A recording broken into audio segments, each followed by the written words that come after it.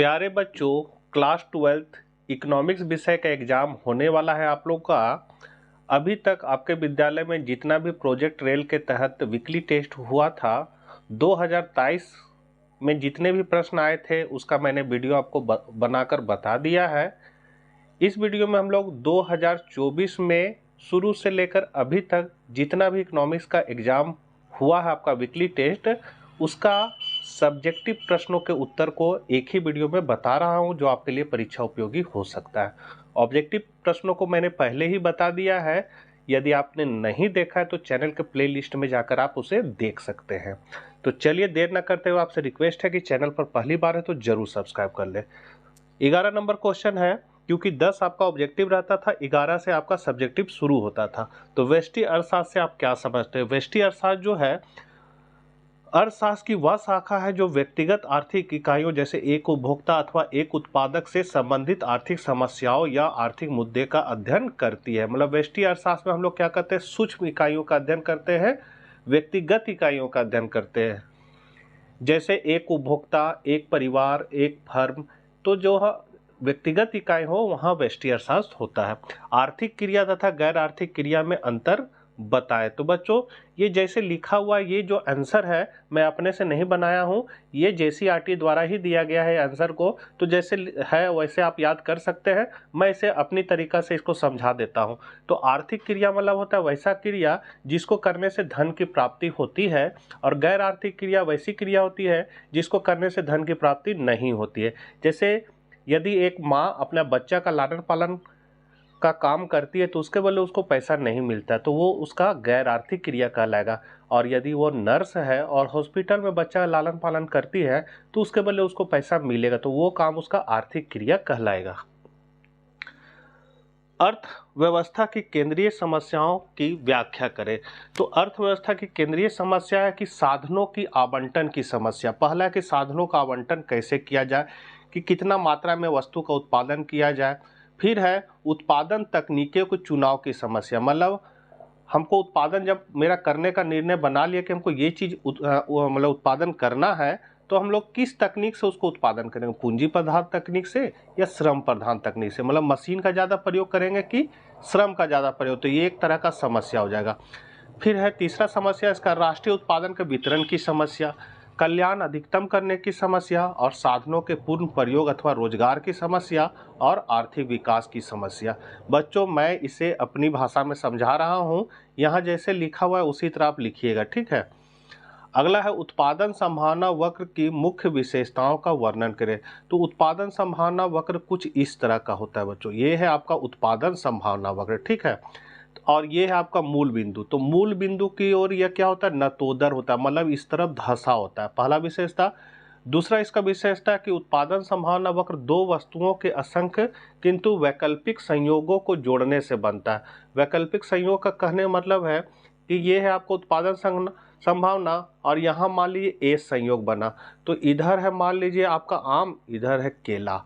फिर अगर ए से अगर हम लोग बी बिंदु पर आते हैं तो नया संयोग बनेगा।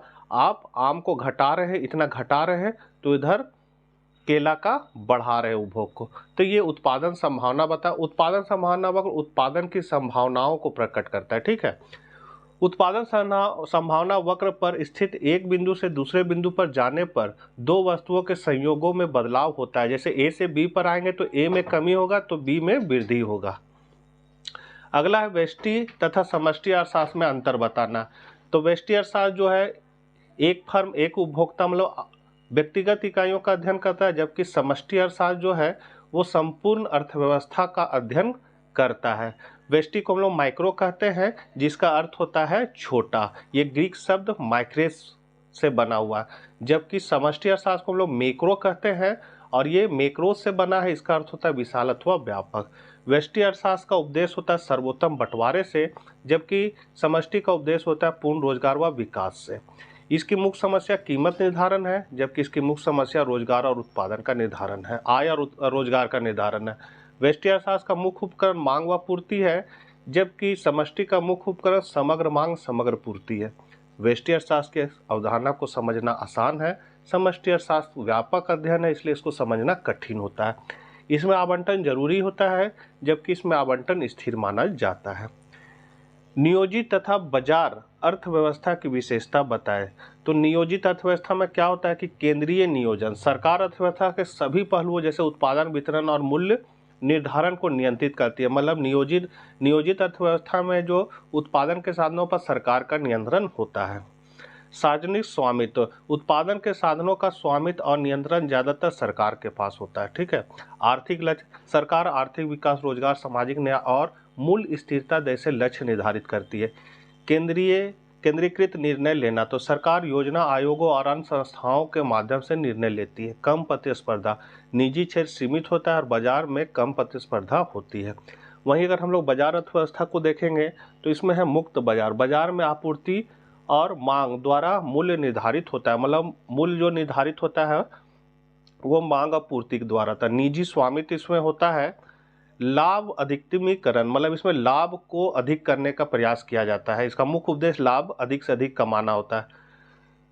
विक्षेपित निर्णय लेना, इसमें लाखों व्यक्तियों और फर्मों द्वारा स्वतंत्र रूप से निर्णय लिए जाते हैं। फिर अधिक प्रतिस्पर्धा, इसमें बाजार में क्या होता है, प्रतिस्पर्धा ज्यादा होती है। संतुलन से आप क्या समझते हैं? तो बाजार में परस्पर विरोधी प्रभाव से उत्पन्न गतिहीनता च स्थिरता की अवस्था को संतुलन कहा जाता है।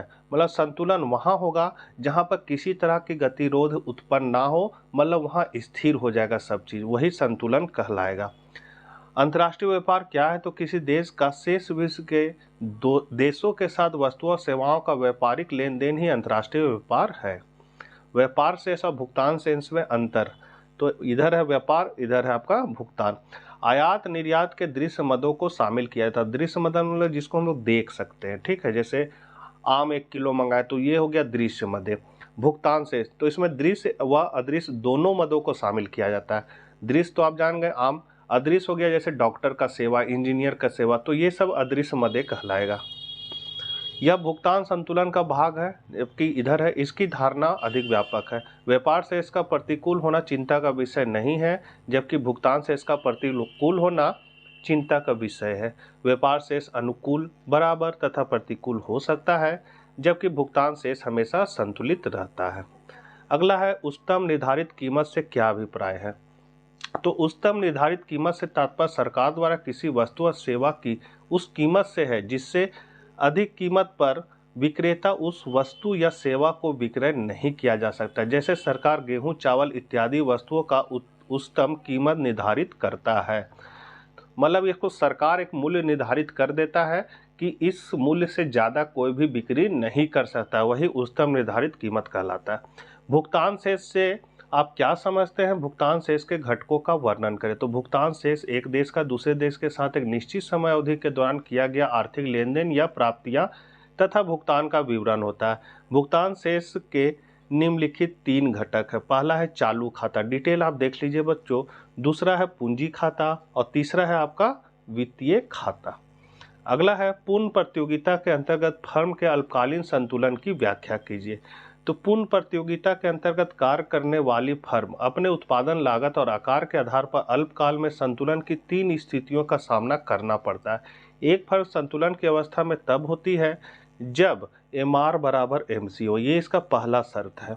और दूसरा MC वक्र MR वक्र को नीचे से काटे, मतलब ये है आपका पूर्ण प्रतियोगिता बाजार, ये है आपका MC रेखा, ये है आपका MR रेखा, यही AR रेखा भी होगा, यही प्राइस भी होगा, यही डिमांड। तो MR बराबर MC यहाँ हो रहा है और यहाँ हो रहा है, तो पहला शर्त ये है MR बराबर MC। दूसरा शर्त है कि MC वक्र MR वक्र को नीचे से काटे, मतलब नीचे से कहाँ काट रहा है, यहाँ पर काट रहा है, तो संतुलन यहाँ होगा। ठीक है, तो ये संतुलन की शर्त है। अतः एक पूर्ण प्रतियोगी फर्म अल्पकाल में समान लाभ, असमान लाभ तथा हानि उठानी पड़ती है, जो निम्नलिखित प्रकार के हैं। असमान लाभ किसको कहते हैं? तो असमान लाभ मतलब होता है कि 2 रुपया में सामान बनाने में हमको खर्च हुआ और बेचे 50 रुपया में, तो जितना बनाने में लगा उससे बहुत ज़्यादा कमा लिए, तो असमान लाभ हो जाएगा। 2 रुपया सामान बनाने में लगा, 2 रुपया में बेच रहे, तो ये सामान्य लाभ हो जाएगा। और 2 रुपया बनाने में लगा, 1 रुपया में बेच रहे, तो इसका मतलब ये हानि हो जा रहा है। ठीक है, अब इसको हम लोग इस तरह असमान लाभ को हम लोग क्या कहेंगे? तो AR ग्रेटर देन AC होगा। मतलब ये है आपका AR का रेखा, यही MR का रेखा, ये है आपका MC और ये है आपका AC। ठीक है,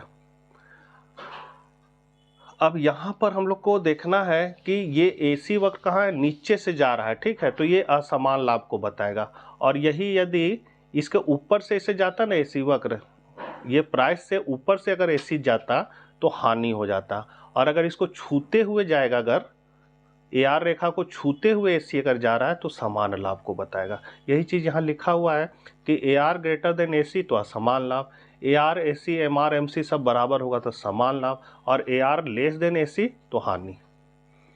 बाजार मूल्य व समान मूल्य किस अवधि में निर्धारित होती है? तो बाजार कीमत पूर्ण प्रतियोगी बाजार दशा में अति अल्पकाल अथवा बाजार अवधि में निर्धारित होती है। समान कीमत पूर्ण प्रतियोगी बाजार में दीर्घकाल में मांग तथा पूर्ति की शक्तियों द्वारा निर्धारित होती है। अगला है व्यापार शेष को परिभाषित करें। तो किसी निश्चित अवधि में किसी देश के आयात और निर्यात के बीच के अंतर को व्यापार शेष कहते हैं। अगला क्वेश्चन है चालू खाता व पूंजी खाता में अंतर स्पष्ट करें। तो चालू खाते में वस्तुओं और सेवाओं के आयात निर्यात और एक पक्षीय अंतरणों का विवरण होता है, जबकि पूंजी खाते में वे सभी लेन देन दर्ज होते हैं जिनमें का आदान प्रदान होता है, मतलब जिसमें केवल पूंजीगत खातों का लेन देन होता है। शेष विषय पूंजीगत परिसंपत्तियां तथा दायित्वों का। अगला है चालू खाते के लेन देन प्रवाह के रूप में होते हैं, जबकि पूंजी खाते के लेन देन स्टॉक के रूप में होते हैं। चालू खाता संबंधी लेन देन देश के चालू आय में, आय हो जाएगा, आय लिखा गया, आय में, चालू आय में परिवर्तन लाते, जबकि पूंजी खाते के लेन देन देश के पूंजीगत स्टॉक को प्रभावित करते हैं। अगला है भुगतान शेष में असंतुलन के किन्हीं 3 प्रमुख बिंदुओं को लिखे। तो पहला है प्राकृतिक कारण। असंतुलन के किन्हीं 3 बिंदुओं को लिखना है, तो असंतुलन के कारण यहाँ संतुलन लिखा गया बच्चों। तो असंतुलन के कारण है प्राकृतिक कारण, जिसमें बाढ़ भूकंप अकाल है, आर्थिक कारक है, राजनीतिक कारक है।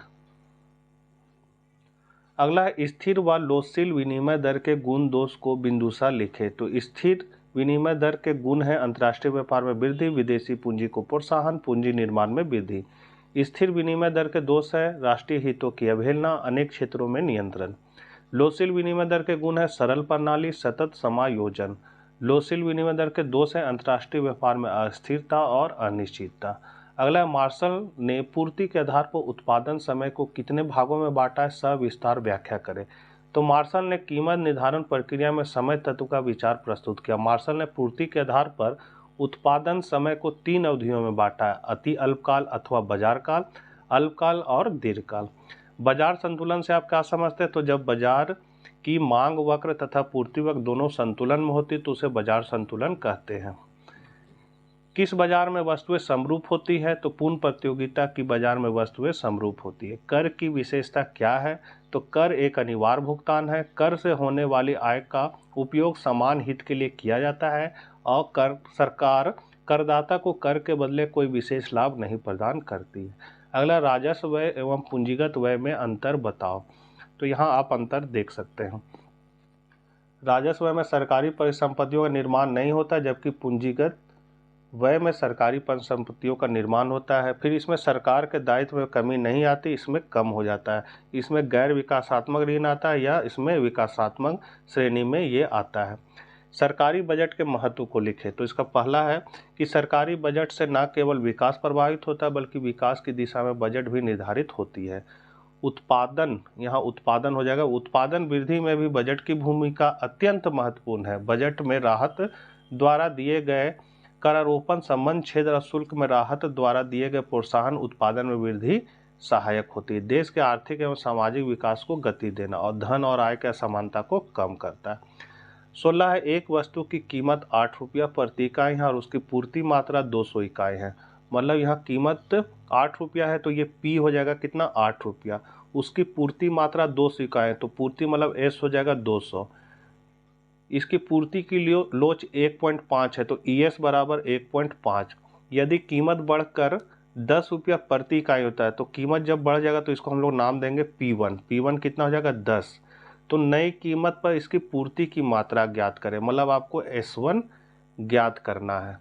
तो यहाँ पर बना हुआ है बच्चों, आप देख सकते हैं नई कीमत कितना है 10, तो S1 हमको ज्ञात करना है। तो इसका फॉर्मूला होता है डेल्टा एस बट्टा एस और डेल्टा पी बट्टा पी, ये फॉर्मूला है। तो इसमें हमको क्या पता करना है, तो डेल्टा पी पता करना है। डेल्टा पी हो जाएगा P1 माइनस पी। P1 मेरा क्या कहलाएगा, तो यहाँ आप देख सकते हैं P मेरा 8 है और P1 है 10, तो डेल्टा P जो लिख लेगा वो 10 में 8 को घटा देंगे तो 2 लिख लेगा।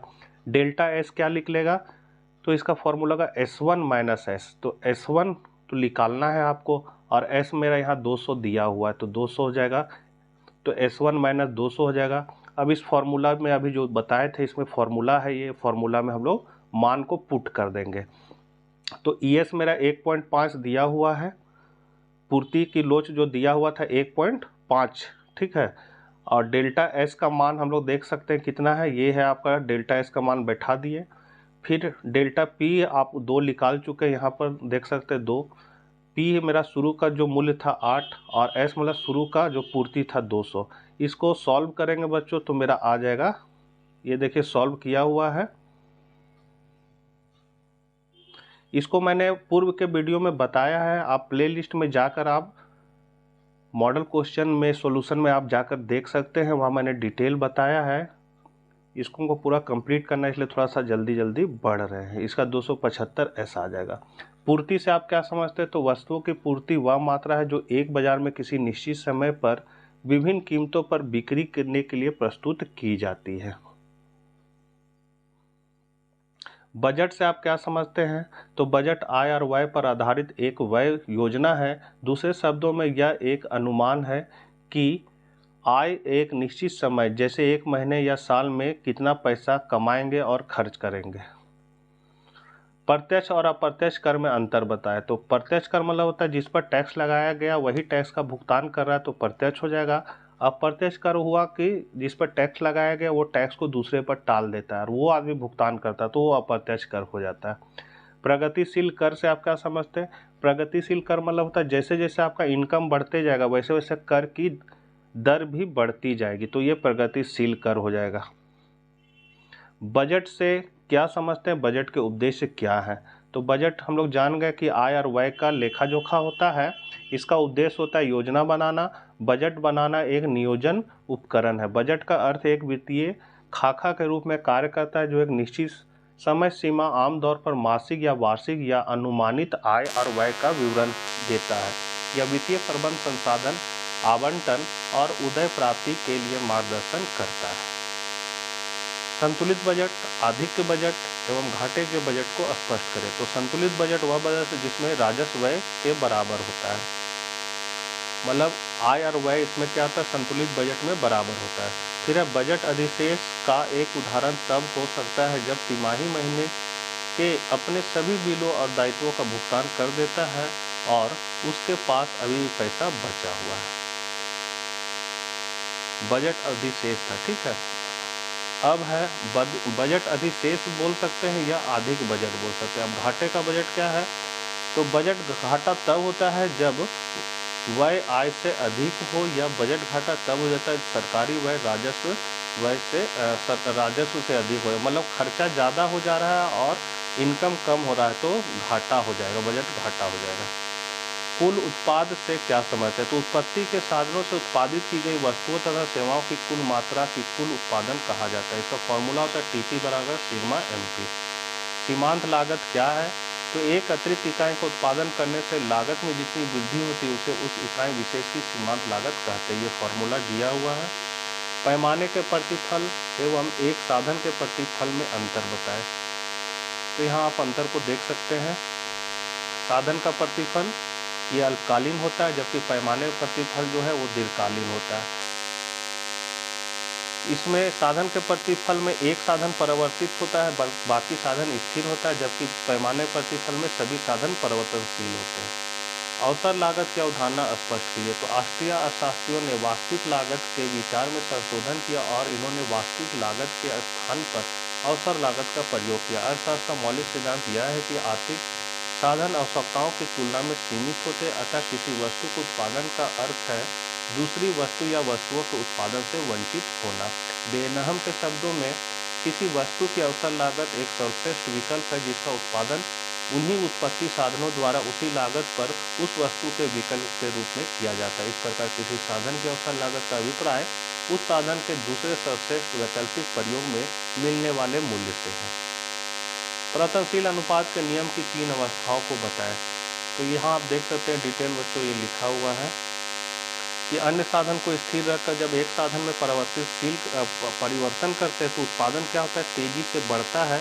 यहाँ आप देख सकते हैं ये क्या हो रहा है, तेजी से बढ़ता है, फिर घटते हुए दर से बढ़ता है और फिर घटने लगता है। इसी को हम लोग परिवर्तनशील अनुपात का नियम कहते हैं। तो यहाँ पर हम लोग को 3 अवस्था देखने को मिलेगी। क्या है, जब ये तेजी से बढ़ता है तो ये प्रथम अवस्था कहलाएगा, फिर घटते हुए दर से यहाँ बढ़ता है तो इसको दूसरी अवस्था कहेंगे, और फिर जब घटने लगता है तो यहाँ पर ये आपका तीसरा अवस्था हो जाएगा। मतलब यहाँ से यहाँ प्रथम अवस्था, ये बीच वाला दूसरा अवस्था और इधर तीसरा अवस्था हो जाएगा। तो प्रथम अवस्था में क्या होता है, तो सीमांत उत्पादन बढ़ता है, औसत उत्पादन बढ़ता है और कुल उत्पादन भी तेजी से बढ़ता है। उसके बाद सीमांत उत्पादन घटने लगता है। तो यहाँ प्रथम अवस्था में क्या होता है कि सीमांत उत्पादन और औसत उत्पादन बराबर हो जाते हैं। उसके बाद है कि सीमांत उत्पादन तेजी से घटने लगता है, औसत उत्पादन घटता है और ये घटती हुई दर से बढ़ता है। तो यहाँ दूसरी अवस्था का है। दूसरी अवस्था का एंडिंग कहाँ हो जाएगा, जहाँ सीमांत उत्पादन जो है शून्य हो जाता है। उसके बाद सीमांत उत्पादन क्या हो जाता है, ऋणात्मक हो जाता है। जहाँ से ऋणात्मक होगा वहाँ से आपका तीसरा अवस्था शुरू हो जाएगा। तो इस चित्र को आप लोग देख सकते हैं, ये डिटेल जो लिखा हुआ है इसको भी आप लोग देख लीजिए, सेम इसी तरह लिख देना है।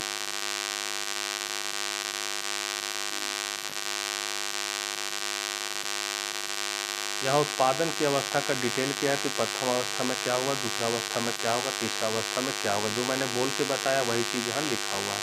अगला स्थिर लागत एवं परिवर्तनशील लागत के बीच अंतर को समझाएं। तो स्थिर लागत मतलब होता है जो उत्पादन में वृद्धि हो चाहे कमी हो, वो लागत लगेगा ही, वो घटेगा बढ़ेगा नहीं, वो स्थिर लागत होता है। और परिवर्तनशील लागत होता है कि यदि उत्पादन बढ़ रहा है तो लागत भी बढ़ेगा, उत्पादन घट रहा है तो लागत भी घटेगा। तो वैसी लागत को परिवर्तनशील लागत कहते हैं। आप देख सकते हैं दोनों में अंतर दिया हुआ है, इसको लिख दीजिएगा।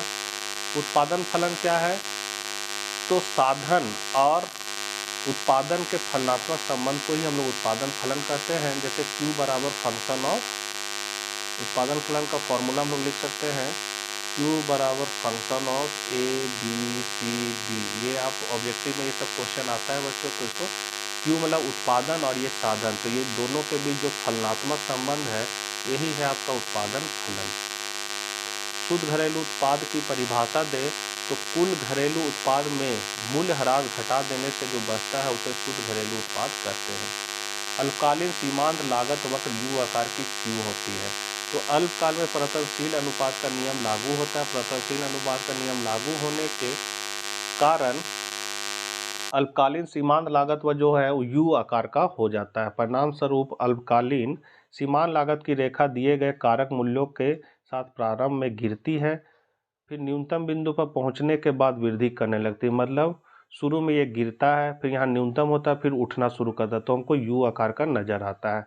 तो अल्पकालीन औसत लागत जो होता है वो U आकार का होता है, ठीक है। अगर मेरा रहेगा अल्पकालीन लागत वक्र किस आकार का होता है, तो ये L आकार का होता है। इसको आप लोग ध्यान दीजिएगा।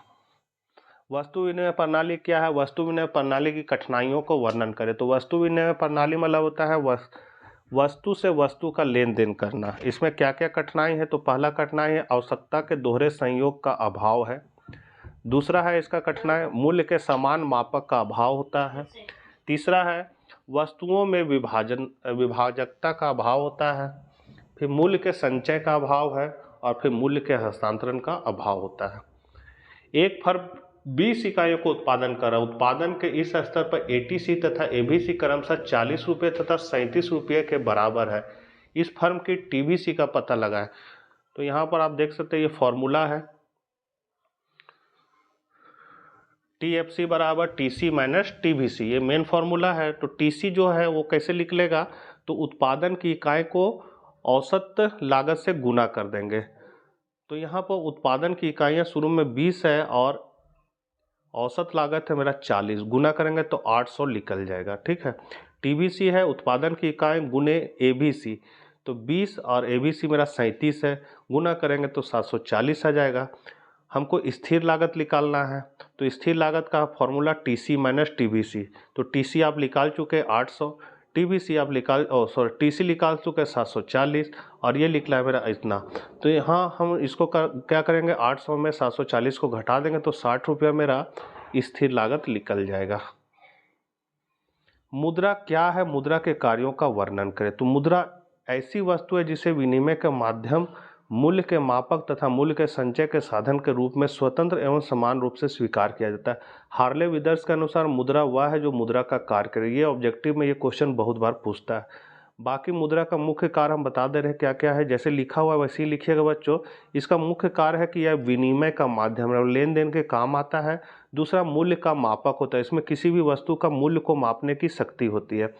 इसका गौण और सहायक कार्य है कि विलंबित भुगतानों का मान, मतलब बाद में उधार हम लोग ले सकते हैं और बाद में मुद्रा के रूप में उसको भुगतान कर सकते हैं।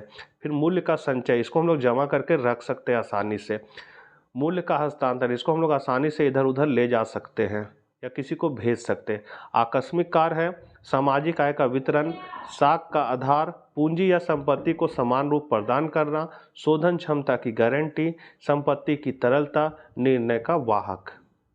तो बच्चों ये था कंप्लीट 2024 में टोटल जितना भी आपका वीकली टेस्ट में क्वेश्चन सब्जेक्टिव आए थे उन सभी को मैंने एक वीडियो में बता दिया है। आशा करते वीडियो आपके लिए उपयोगी साबित होगा। मिलते हैं नेक्स्ट वीडियो के साथ। जय हिंद, जय भारत।